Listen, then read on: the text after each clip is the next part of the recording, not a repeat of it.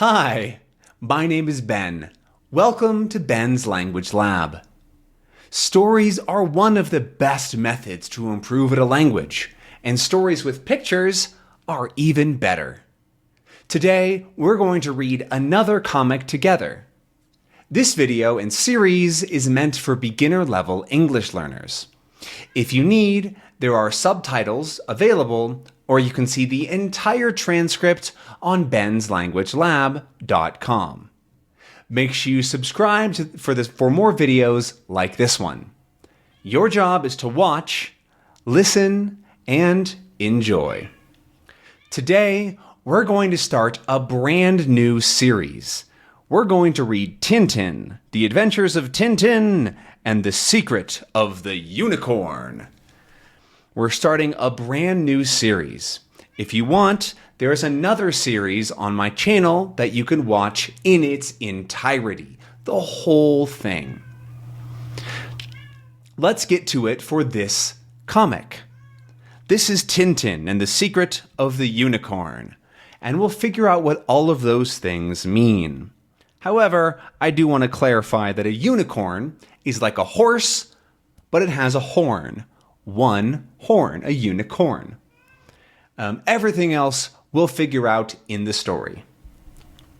So we start here with The Secret of the Unicorn. Let's get the size right. There we go. And we're starting with a little bit of information. The news in brief. Brief is something very short, and the news is what has been happening. And so this is a little bit of information for the story. An alarming rise in the number of robberies has been reported in the past few weeks.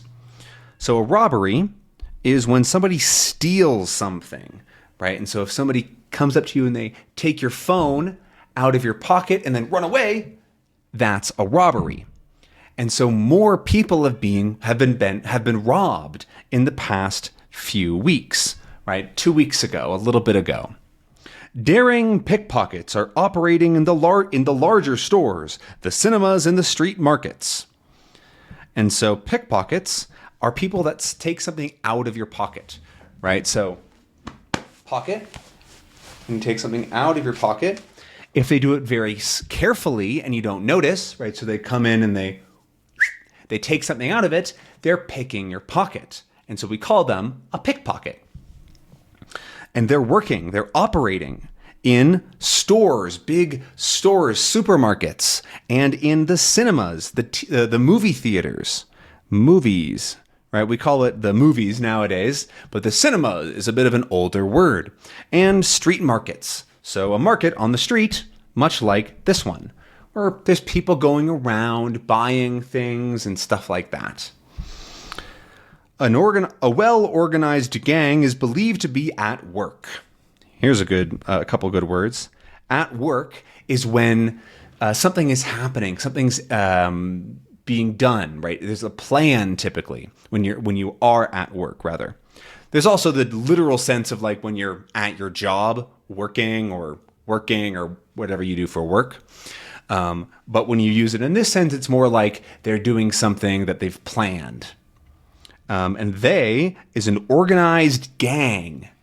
And so a gang is a bunch of people that commit crimes together, or they work together to do bad things like steal money and pickpocket. And they're organized, so they're working together as a group. And they're believed to be at work. The police are using their best men to put a stop to this public scandal. And so the police are, right, the people that go solve problems, they fix things in the community, and they're using their best men, their best police officers to stop this public scandal. A scandal is a big thing that's happening that everybody knows about, or that a lot of people know about. Right? And so if the president says something that is bad, right, that might be a big scandal, right? Everybody goes, oh, yikes, and they all know about it. And the same here, everybody is afraid of having their pockets picked, having their money taken out of their pockets and stolen. They're afraid of that. And so now let's get into the real story. And so here we see Thompson and Thompson, who we met in the last series of Tintin. And they say, "We must keep our eyes open and catch these crooks." A crook is a thief, a criminal, right? Somebody who steals things or does bad stuff like that. And they're saying we have to keep our eyes open, not literally, right? They literally have their eyes open, but they're watching, they're looking around, right? They're trying to find the crook because they want to, aha, I got you, you crook. They want to catch them. And so they say, how about starting in the old street market? Tintin said he was going there this morning. Perhaps we'll meet him. And so they're friends with Tintin. They know Tintin. And they're going to go meet in the old street market because Tintin is going to be there today, this morning.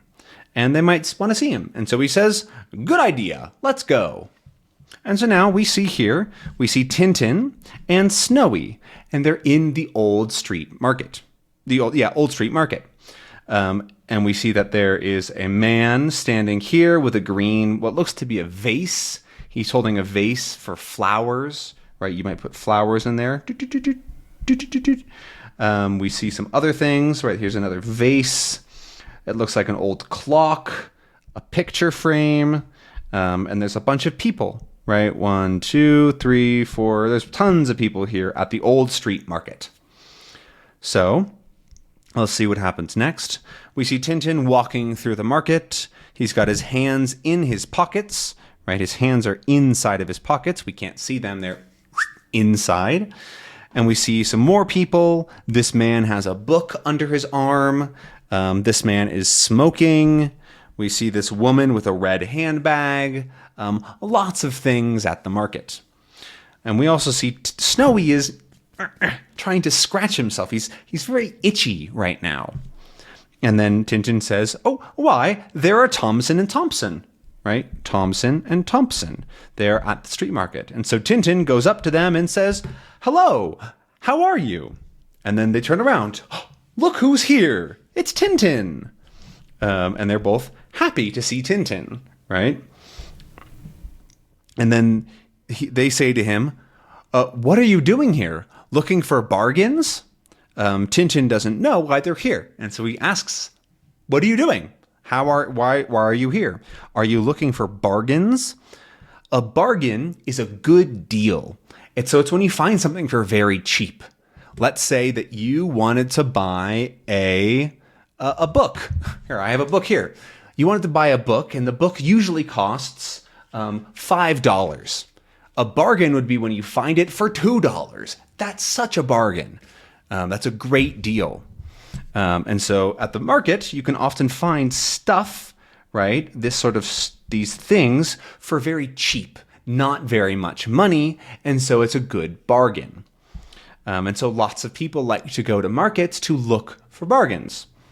And so they respond to him and say, shh, highly confidential. It's very secret. Highly confidential, Tintin. It's a special operation. We're working to solve this problem. This operation, this plan that we have is to stop the pickpockets.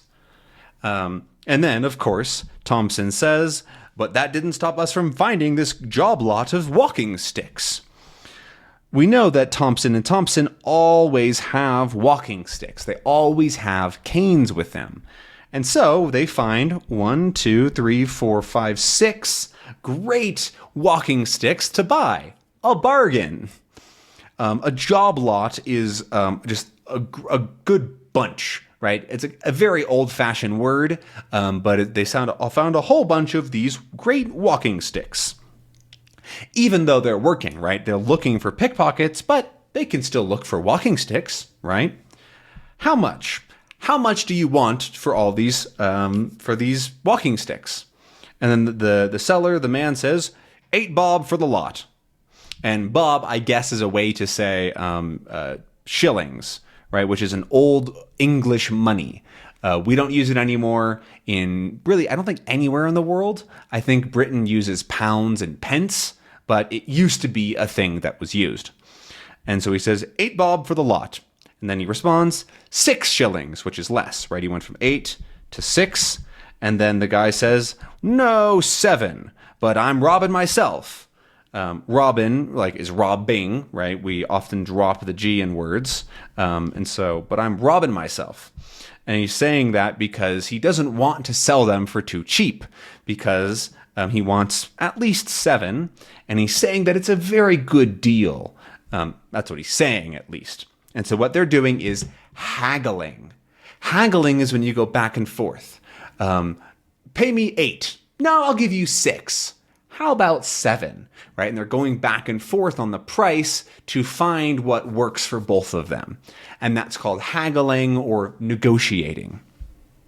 Oh, that's page 1. So page 2, got to go back up to the top.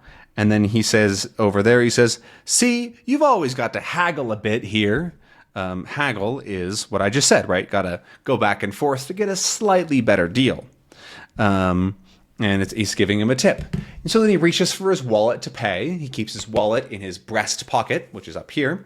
He reaches, uh-oh, my wallet's been stolen. Where'd it go? My wallet's been stolen from me. And then he says, but that's absurd. You must have left it at home, or perhaps you've lost it, right? Because if it's been stolen, that means someone, right? They took it. They went in and they took it out of his pocket. So he says, no, that's crazy. Did you leave it at home? Maybe you forgot it, or you lost it. You dropped it somewhere. It couldn't have been stolen. And then he says, no, I'm sure someone has stolen it. Someone's stolen it from me. And then he gives him, here, you hold these sticks. I'll pay. I'll give him the money.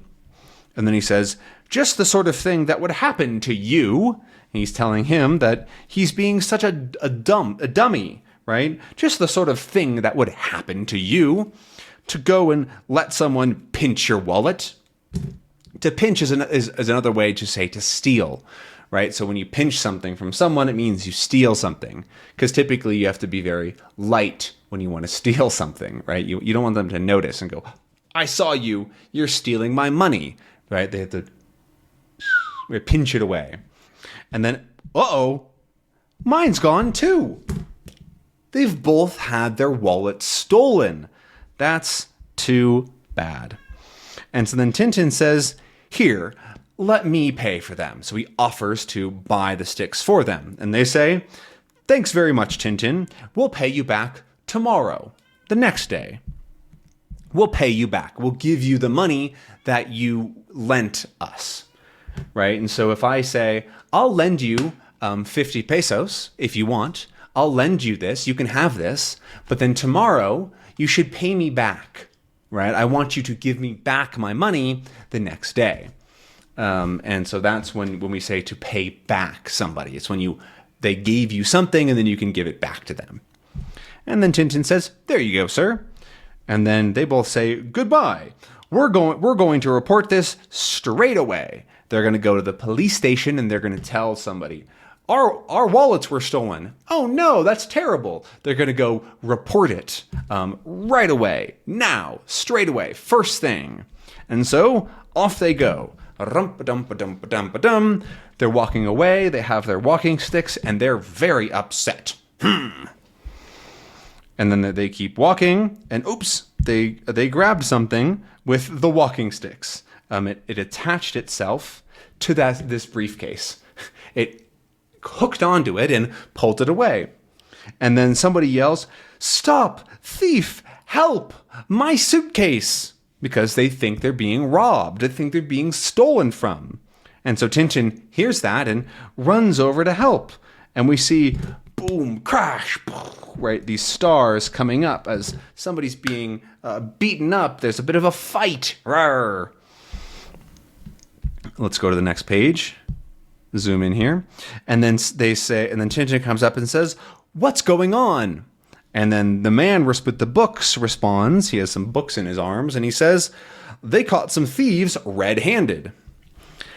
When you catch someone red-handed is when you find them doing something in the moment, right? And so if somebody is stealing something out of your pocket and you see them, they're red-handed because they are currently stealing something. If they had already stolen something and you catch them after, that's not red-handed. Red-handed is during it. So for example, if your dog eats the garbage sometimes, right? Your dog goes into the garbage and he makes a mess. There's garbage everywhere, but you didn't see him. You just saw garbage and your dog was going, right? You caught him, but it wasn't red-handed. However, if you come into the room and your dog is in the garbage eating, you caught him red-handed. And then the man with this angry policeman says, special branch, you can tell that to the inspector. As they're both have been hit all over the head and they look not great. And then Tintin is now looking for Snowy and he says, Snowy, and he calls out to him and Snowy says, all right, I'm coming. But he's still very itchy. Ugh. Oh man, right? And then as Tintin's walking around, he says, I say, Snowy, isn't that a fine ship? This is a ship, right? And it's very fine. It's very beautiful. Fine is a word that we use for, it's fine, whatever. But it's also used for things that are really nice and delicate, right? Not great necessarily, but they're beautiful. So, for example, you might have heard of fine dining. Fine dining is a very fancy restaurant. And so Tintin says, wow, Snowy, look at that beautiful ship. And then he says, it really is a beauty.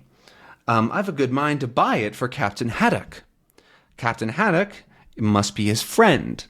And a captain would work on a ship. And so we can guess that Captain Haddock likes ships. He likes boats. He must be a sea captain.